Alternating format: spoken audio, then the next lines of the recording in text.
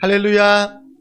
오늘도 주님의 전에 나오신 사랑하는 성도님들을 주님의 이름으로 환영하고 축복합니다. 우리 앞뒤 좌우 한 번 더 인사해 볼까요? 반갑습니다. 반갑습니다. 반갑습니다. 이러한 기쁨의 인사가 끊어지지 않길 주님의 이름으로 축원합니다. 여러분, 뷔페 좋아하십니까? 뷔페. 예. 저는 개인적으로 배꼽이가 되게 작은 사람이에요. 많이는 못 먹는 사람인데 종종 폭식할 때가 있습니다. 폭식하면은 100% 후회를 하긴 하지만, 예.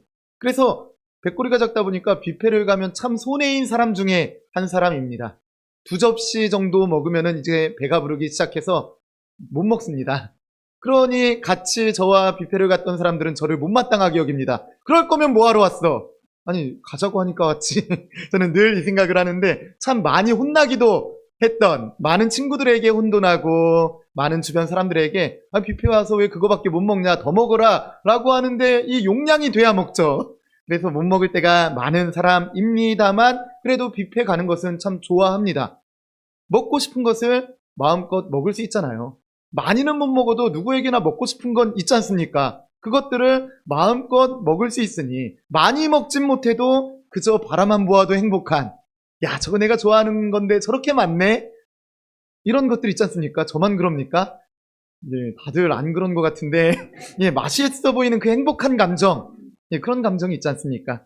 여러분은 뷔페에 가시면은 무엇부터 접시에 담으십니까? 저는 왜 그런지 모르겠지만 탕수육을 먼저 담습니다. 아니, 사실상 중국집 탕수육이 진짜 맛있는데 뷔페에 있는 탕수육은 다 눅눅해져 있는 그런 탕수육이지 않습니까? 그런데 그 눅눅해진 탕수육이 저는 왜 그렇게 맛있는지 모르겠습니다. 탕수육 앞을 지나가지 못하고 제일 먼저 탕수육을 담습니다. 우리는 뷔페에 가면은 누구나 다 좋아하는 것들이 있습니다. 그래서 그 좋아하는 것들을 담습니다. 왜냐? 좋아하니까. 나중에 배부르면 못 먹으니까 먼저 그것들을 먹고자 담습니다. 맛없고 싫어하는 것부터 담는 분 혹시 계십니까? 종종 야채를 안 좋아하시는 분들이 야채를 담습니다. 그래서 웬 야채를 담습니까? 하면은 많이 먹기 위해 야채를 먼저 먹습니다 라고 하시는 분은 보았지만 맛없는 것들을 먼저 담아서 먼저 많이 드시는 분들은 보지 못했습니다. 누구나 다 좋아하는 것부터 많이 담습니다. 그런데 신기한 게 한 가지 있습니다. 뷔페에서는 좋아하는 것, 이제 또 나에게 중요한 음식, 내가 좋아하는 음식은 그렇게 제일 먼저 담는데 하나님 앞에서는 정반대로 할 때가 참 많다라는 거예요. 하나님 앞에서 제일 좋은 것, 제일 중요한 것을 먼저 우리가 챙기고 담는 것이 아니라 그것을 늘 나중으로 밀어놓는 모습이 우리에겐 있지 않나 하는 생각을 해보았습니다. 시간도 그렇습니다. 물질도 그렇습니다. 마음도 그렇습니다.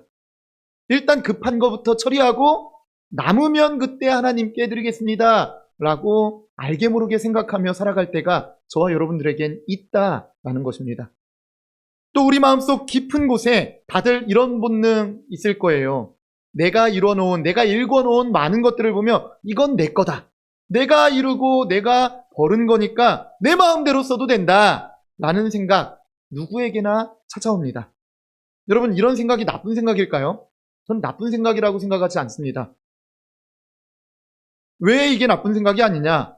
이건 인간의 본능이기 때문에, 누구에게나 자연스럽게 찾아오는 마음이기 때문에 이것 자체가 나쁜 것은 아니다라고 할 수 있을 거예요. 내 손으로 일군 것을 내 것으로 여기는 것은 어찌 보면 너무나도 자연스러운 마음이기도 합니다. 그런데 오늘 본문을 보시면 이런 자연스러운 우리의 마음 가운데, 우리 본능 가운데 아주 조용히, 그렇지만 아주 분명한 질문 한 가지를 던지고 있습니다. 그 질문이 무엇이냐? 정말 그것이 다 너의 것이냐? 라고 지금 이 본문은 우리에게 던지고 있습니다. 오늘 이 시간 이 질문, 정말 그것이 다 너의 것이냐? 라는 이 질문을 함께 좀 살펴보려고 합니다. 말씀을 나누기 전에 이 말씀의 배경을 먼저 살펴보아야 하겠죠. 여러분, 에스겔 읽기가 쉽습니까? 어렵습니다. 복잡해요. 이게 무슨 말인가 싶습니다. 하지만 배경을 알면 어렵지 않습니다. 지금 나오는 에스겔 45장은 40장부터 이어지는 말씀입니다. 40장부터 무엇이 나오는지 아십니까? 40장부터 환상이 나와요. 새 성전에 대한 환상이 쭉 나열되고 있습니다. 새로운 성전에 대한 환상의 한가운데에 있는 말씀이 오늘 우리가 읽은 45장의 말씀인데, 지금 에스겔을 포함한 이스라엘 백성들의 상황이 어떤 상황인지 아십니까? 나라가 부강한 상황일까요? 아니에요. 지금 포로로 끌려갔습니다. 나라가 망했어요. 그래서 포로로 끌려갔습니다. 끌려간 지 몇 년이 되었냐? 25년이 되었습니다. 지금 25년간 포로 생활하고, 또 포로를 다 데리고 간 게 아니에요. 나름 좀 똑똑하고 또 잘 나가는 사람들만 포로로 다 데리고 왔습니다. 그러니 남아있는 사람들도 있겠지 않습니까? 이스라엘에 남아있는 사람도 있는데 그 사람들의 삶은 또 어떻겠습니까? 나라가 망했어요. 우리나라 일제시대도 힘들었지만 아마 그때보다도 더 힘든 삶을 살았을 것입니다. 모든 게 황폐해졌습니다. 심지어 성전도 무너졌고, 모든 것이 황폐한 그때 하나님께서 에스겔에게 나타나 말씀을 하시는 거예요. 새로운 성전, 새로운 땅의 모습을 환상을 통해 에스겔에게 보여주는 것입니다. 내가 이런 환상을 너에게 보여줄 테니까 너만 알고 있어라, 이럴까요? 아니에요. 세상 가운데 선포해라. 에스겔에게 선포를 명령하십니다. 그래서 정말 기가 막힌 환상들을 보여주시는 거예요. 소망이라고는 찾아보기 힘든 그때 하나님은 회복의 청사진을 보여준다라는 것입니다. 근데 이 회복의 청사진을 보면 얼마나 디테일한지 깜짝깜짝 놀랍니다. 정말 디테일하게 회복의 소망을 주시는데 어느 정도로 디테일하냐? 성전의 치수까지도 다 알려줍니다. 제사의 규례도 알려주고, 또 오늘 본문에 나온 건 무엇이냐? 땅을 어떻게 나눌 것인가? 새롭게 이제 세워지는 그 성전 가운데 그 성전의 땅을 어떻게 나눌 것인가? 이런 것까지 다 몽땅 하나님께서 보여주셨습니다. 그런데 여러분 다시 한번 생각해 보십시오. 지금 현실이 어땠다고 합니까? 예루살렘 성전은 다 무너졌고 이스라엘 온 땅이 황폐해졌습니다. 심지어 자신들은 포로로 끌려왔고 포로로 끌려오지 못한 백성들은 더 비참한 세상을 살아가고 있습니다. 땅조차 없는, 다 망해버린 그런 상황이에요. 그런데 하나님이 그런 이들에게 말씀하시는데 그 말씀이 무엇이냐? 이미 다 이루어진 것처럼 정말 세세하고 자세한 규례들을 하나하나 다 말씀해주고 계시다라는 거예요. 지금 땅도 없고 아무것도 없는데 다 이루어진 것처럼 완전 선명하게 이스라엘 백성들에게 보여주고 계신다. 여러분, 이것 자체가 이스라엘 백성을 향한 하나님의 신실하심을 나타내는 것이다 라고 말할 수 있는 것입니다. 즉 이게 무엇을 말하는 것이냐? 이 말씀은 이렇게 이해할 수 있는 것이다 라는 거예요. 너희 모두는 다시 그 땅에서 살게 될 거야. 그러니까 지금부터 미리 잘 준비해 두어라. 내가 보여줬잖냐? 그것들 잘 준비해라 라고 하나님께서 다시 한번 가르쳐주고 깨달음을 주고 다시 한번 소망을 불어넣어주는 말씀이 바로 오늘의 말씀이다 라고 우리는 이해할 수 있습니다. 오늘 말씀은 그 규례들이 쭉 나오는 가운데 회복된 땅을 나눌 때 제일 먼저 해야 할 일이 무엇인지 알려주고 있습니다. 겉으로만 보면 무슨 부동산 규례 같아요. 여기는 누구 땅, 여기는 누구 땅, 이렇게 부동산을 나누는 것처럼 보이지만 내용을 자세히 살펴보면 우리의 마음을 꿰뚫는 두 가지 질문이 숨어 있음을 발견할 수 있습니다. 오늘은 이 두 가지를 함께 나누어 보고자 합니다. 여러분, 먼저 첫 번째로 여러분과 함께 나누고 싶은 것 이것입니다. 가장 좋은 것을 구별해서 가장 먼저 드리라 라는 명령을 하나님이 우리에게 해주고 있다라는 거예요. 우리 밑에 있는 1절의 말씀 함께 읽어볼까요? 1절 함께 읽겠습니다. 너희는 제비 뽑아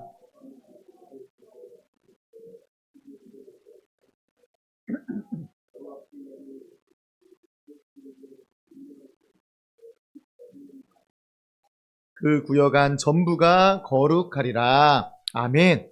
여러분, 이 말씀을 보시면 두 가지의 포인트가, 너무나도 중요한 포인트가 숨겨져 있습니다. 첫 번째는 무엇이냐? 한 구역을 거룩한 땅으로 삼아, 한 구역을 거룩한 땅으로 삼아 여호와께 예물로 드릴지니, 이 말씀이 참 중요합니다. 이게 말하는 게 무엇일까요? 다른 게 아니에요. 구별하는 것이 필요하다라는 거예요. 한 구역을 거룩한 땅으로 삼아, 특별히 구별해서 여호와께 예물을 드리라 라고 지금 하나님께서 제일 먼저 말씀하고 계신 것입니다.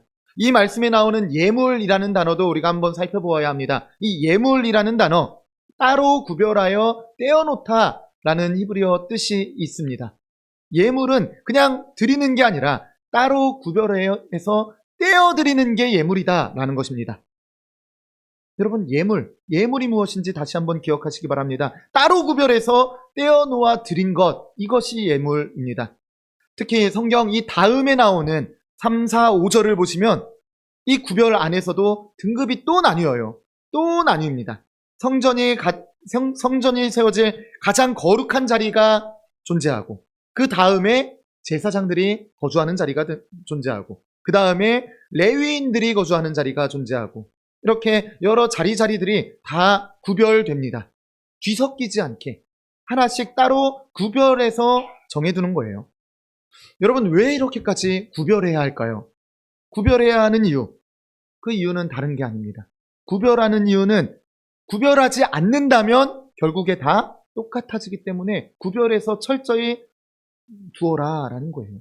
처음에는 이건 하나님의 몫이야 라고 확실한 경계를 둘지라도 우리 인간의 마음은 점차 그 경계가 옅어집니다. 결국엔 그 경계가 허물어집니다. 그 다음부터 유혹이 엄청나게 찾아오죠. 경계가 허물어졌으니 유혹이 찾아올 때 그 유혹을 이겨낼 수 있을까요? 이 정도는 괜찮겠지. 이 정도는 내가 한번 써도 괜찮지 않겠나. 이 정도는 하나님도 이해해 주실 거야 라고 내가 하나님을 판단하는 모습이 드러나게 되는 것입니다.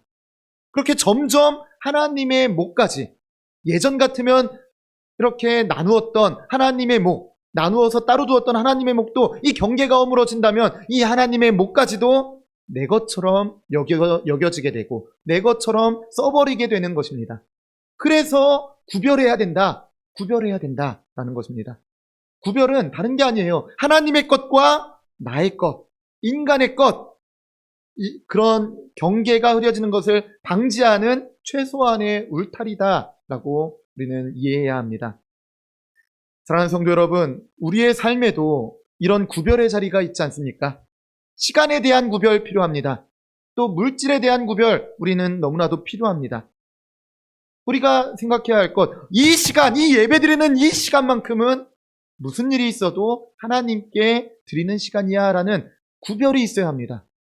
여러분, 이걸 구별하지 못한다면 자꾸 세상의 유혹이 우리에게 찾아옵니다. 그 유혹을 따라가다 보면 결국에는 너무나도 힘들고 어려운 일들이 우리에게 찾아오게 되는 거예요. 그렇기 때문에 구별해야 된다. 이 시간만큼은 어떤 일이 있어도 하나님께 구별해서 드리는 것이다 라는 다짐이 필요합니다.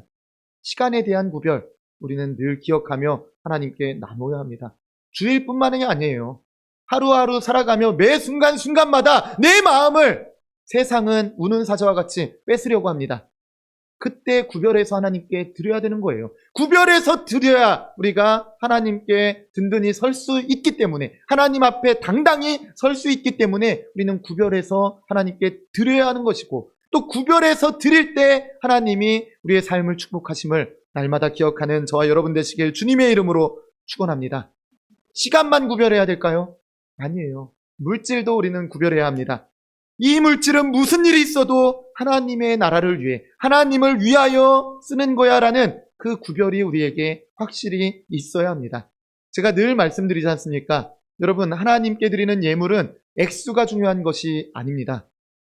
사람의 생각, 인간의 생각, 세상의 생각으로는 1억을 헌금하고 10억을 헌금한다면 저 사람 대단하다 라고 말할 수 있겠지만, 하나님도 물론 그런 믿음을 기뻐 받으시겠죠. 하지만 그 안에 진정한 믿음이 없는 큰 예물 하나님이 기뻐 받으실까요? 아닙니다. 예수님께서 이거는 확실하게 말씀해 주셨습니다. 예수님께서 귀한 예물이라고 평가한 것 누구의 예물이었습니까? 과부의 예물이었습니다. 과부가 낸 헌금은 몇백 원 단위밖에 안 되는 헌금이었습니다. 하지만 예수님은 그 예물이 더욱더 귀하다라고 말했습니다. 왜냐? 진심으로 하나님께 드렸기 때문에. 그렇다고 여러분에게 헌금 조금씩 내라고 하는 건 아니에요. 우리 교회가 귀한 사역들을 위해 필요한 물질이 있습니다. 그 사역들, 우리 모두가 정말 진심으로 하나님을 사랑하는 마음으로 주님께 드릴 때 저는 채워진다 생각합니다. 제가 헌금 많이 하셔라 말하지 않아도 되는 게 바로 이것 아니겠습니까? 우리가 진심을 다해 하나님의 나라를 향하여 생각한다면 하나님께 드리는 그 예물이 온전히 쌓이게 될 것이고, 그 예물을 통해 우리 망담교회는 생명을 살리는 그 사명을 잘 감당할 수 있는 것 아니겠습니까? 물질도 우리는 날마다 구별해서 하나님께 드려야 합니다. 여러분, 먼저 구별해 놓지 않으면 절대 하나님께 드릴 수 없는 것이 바로 물질입니다.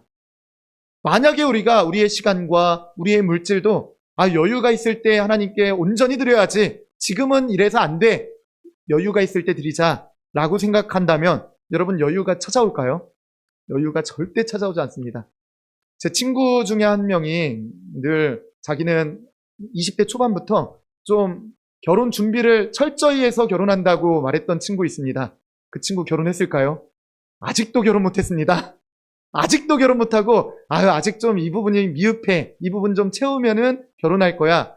만나는 사람도 있는데 아직도 이런 것들을 좀 채우고 결혼한다고. 대체 넌 언제 결혼할래? 라고 제가 이야기를 많이 했는데, 저와 이산화 목사는 정말 냄비만 들고 결혼했습니다. 정말 그릇만 들고 결혼했습니다. 그래도 이렇게 하나님께서 이렇게 이끌어 주시는 걸 보면서 결국에 우리가 여유가 있을 때 뭔가 해야겠다라는 생각은 내 생각이구나, 인간의 생각이구나 라는 생각을 저도 다시 한번 해보았습니다. 여러분도 아마 그런 경험 많으실 거예요. 내가 좀 여유가 되면 하자라고 생각할 때 여유가 언제 찾아오는가? 쉽게 찾아오지 않음을 우리는 기억할 수 있을 것입니다. 어찌 보면 영영 찾아오지 않을 수도 있는 거예요. 우리의 삶은 늘 바빠요. 늘 빠듯해요. 이 세상 살아가며 물질적으로, 경제적으로 여유로울 때가 얼마나 있었겠습니까? 늘 빠듯하지만 하나님의 은혜로 우리는 오늘을 살아갑니다. 빠듯하지만 하나님의 채워주심을 경험하며 감사하며 살아가는 사람들이 저와 여러분 아니겠습니까? 그래서 먼저 구별해야 된다라는 것입니다. 먼저 구별하여 드릴 때 하나님께서 우리의 삶을 책임져 주시기 때문에 우리는 먼저 구별할 수 있는 믿음이 필요하다라는 것입니다. 사랑하는 성도 여러분, 먼저 구별하여 하나님께 드리는 저와 여러분 되시길 주님의 이름으로 축원합니다. 그리고 두 번째, 하나님께 가장 먼저 드려야 한다라는 것입니다. 1절 다시 한번 보십시오. 이스라엘 백성이 이 땅을 나누어 기업으로 삼을 때에 라고 이야기하고 있어요. 하나님께 예물로 구별해서 드리는데 그 순서를 우리가 집중해 보아야 한다라는 거예요. 여러분, 각 지파가 땅을 나누었습니다. 지파별로 땅을 나누는데 지파가 자기 몫을 다 나눈 다음에 하나님께 드립니까? 다 쓰고 남은 것을 하나님께 드리는 겁니까? 아니다라는 거예요. 나눔이 시작되기도 전에 가장 먼저 하나님의 몫을 떼어놓습니다. 여러분, 이 순서가 너무나도 중요한 거예요. 왜냐?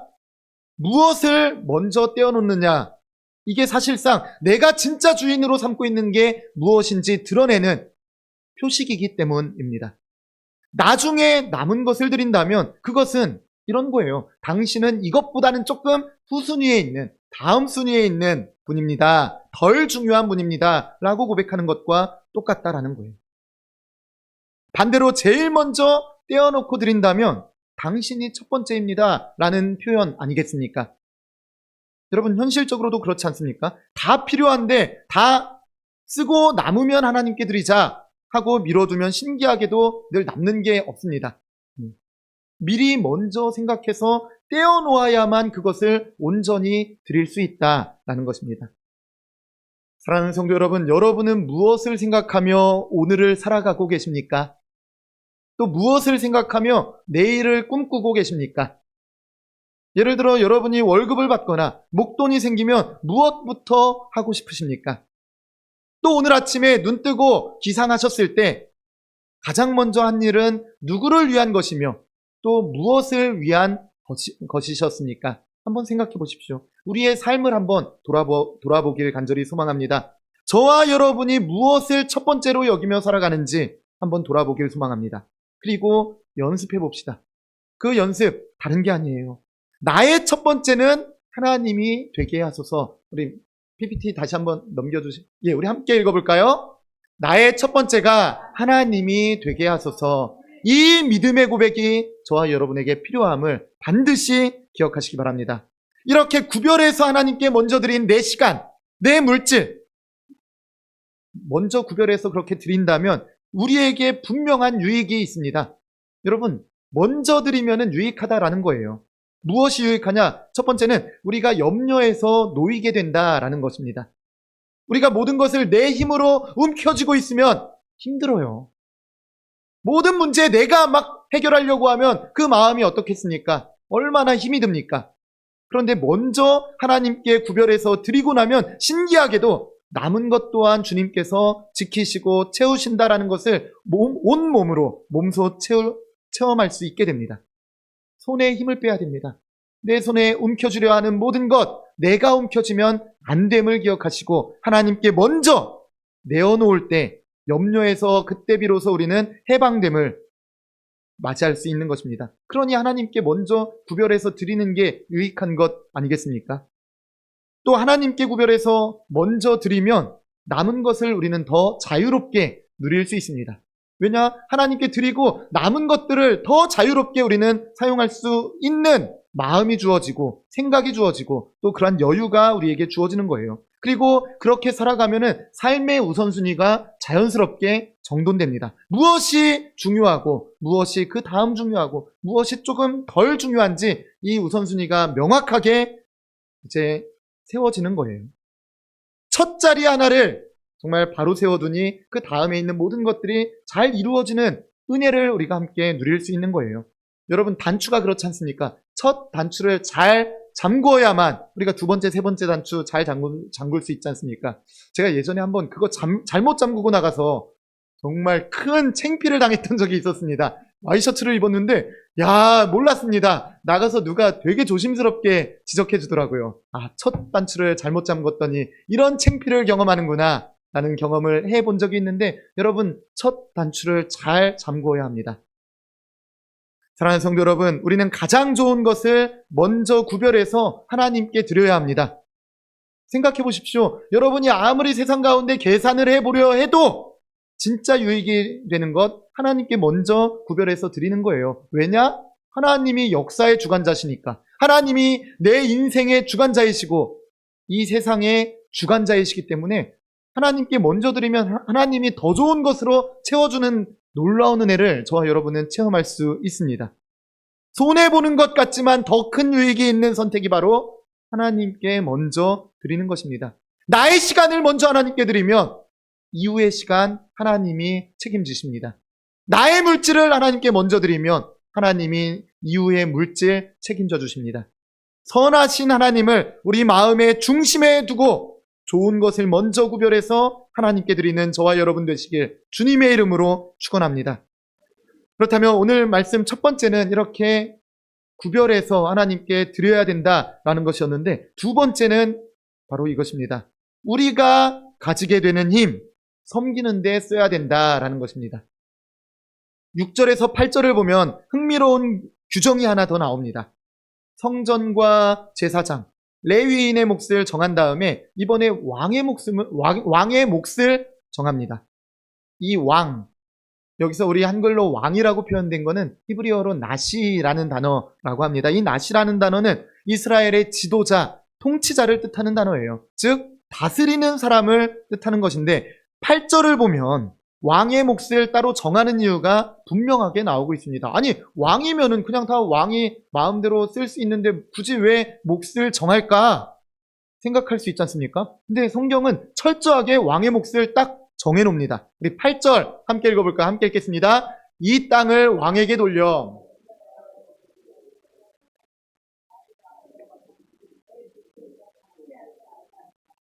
그 나머지 땅은 그 지파대로 둘지니라. 아멘.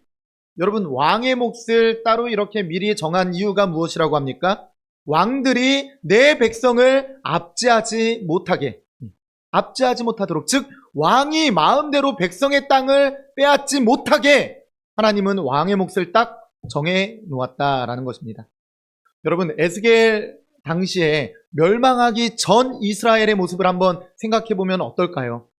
나라가 망한 데에는 이유가 있겠죠. 나라가 혼란스러우니까 결국에는 망하게 된 것입니다. 왜 혼란스러웠느냐?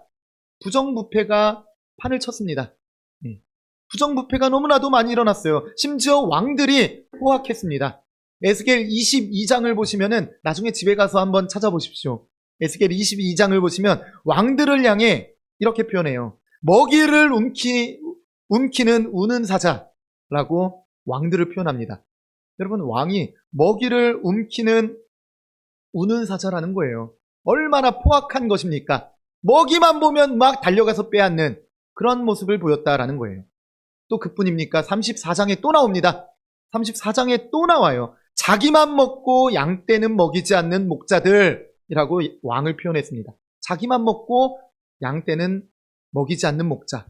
어떤 목자입니까? 나쁜 목자죠. 정말 나쁜 목자인 것입니다. 힘 있는 사람이 힘 없는 사람을 착취한, 힘 있는 자리에서 약한 사람을 착취했던 일들이 많이 일어났던 시대가 바로 이 이스라엘이 멸망하기 전 시대였습니다. 그래서 결국에 멸망했고 하나님은 그 이후에 대책을 이렇게 마련한다라는 거예요. 하나님은 새로운 회복의 환상을 주시면서 아예 처음부터 왕의 몫을 정해서 경계선을 딱 그어놓은 거예요. 여기까지만이다. 더 이상은 안 된다라고 왕에게도 정확하게 명령하고 있는 것입니다. 그래서 그 경계선 자체가 하나님의 백성들에게는 무엇이 되느냐? 보호막이 되는 거예요. 하나님이 왕에게 치신 그 경계막이 결국에는 백성들에게는 보호막이 되었습니다. 얼마나 감사한 일입니까? 그런데 사랑하는 성도 여러분, 이 말씀을 우리의 삶으로 또 가져와 봐야 합니다. 나는 왕이 아닌데, 나는 지도자도 아닌데, 나랑은 상관없지라고 생각할 것이 아니다라는 거예요. 왕이라는 것은 어찌 보면 상징과도 같다라고 볼 수 있습니다. 무슨 상징이냐? 힘의 상징. 힘의 상징을 말하는 것입니다. 저와 여러분도 어딘가에서는 힘을 가진 자처럼 살아갈 때가 있지 않습니까? 자녀 앞에서 부모는 힘이 있는 자입니다. 부모가 다스리는 자예요. 또 직장 후배 앞에서 직장 선배가 힘이 있는 자입니다. 또 어린 사람 앞에서 나이 드신 분이 힘이 있는 자예요. 다스리는 자입니다. 또 그뿐 아니라 세상으로만 바라보지 마시고 내 삶으로, 내 인생으로 한번 돌아보십시오. 내 몸과 내 시간 앞에서 우리는 모두가 우리의 삶의 영역의 주인으로 살아가지 않습니까? 내가 꿈꾸며 바라며 기도하지 않습니까? 내가 원하는 것이 있고 그 원하는 것들을 향하여 걸어가며 하나님께 간구하며 살아가지 않습니까? 저와 여러분이 우리의 인생을 다스리듯 살아내고 있다라고도 볼 수 있는 것이다 라는 것입니다. 저와 여러분 모두가 작은 영역의 주인들입니다. 크든 작든 저와 여러분은 다 누군가를 혹은 무언가를 다스리는 자리에서 살아갈 때가 분명 존재한다라는 거예요. 그때 우리가 기억해야 되는 것이 바로 이 말씀인 거예요. 이 질문을 스스로에게 던져보아야 합니다. 나는 그 자리에서 어떤 사람인가? 내가 가진 권한, 내가 가진 그 영향력을 사용할 때 나는 그것들을 내 손으로 꽉 움켜쥐며 나의 것을 위하여 살아가는 사람일까? 아니면 그것들을 내려놓고 섬기는 사람일까? 고민해 보아야 된다는 것입니다.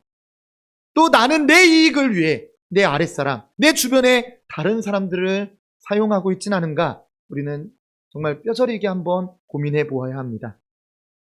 사랑하는 성도 여러분, 이 말씀을 준비하면서 이런 생각들을 쭉 하다 보니까 저는 정직하게 고백하지 않을 수가 없었습니다. 구별해서 먼저 드리는 것도, 내가 가진 힘을 섬기는 데 쓰는 것도 난 참 자주 실패한다 라는 생각이 많이 들었습니다.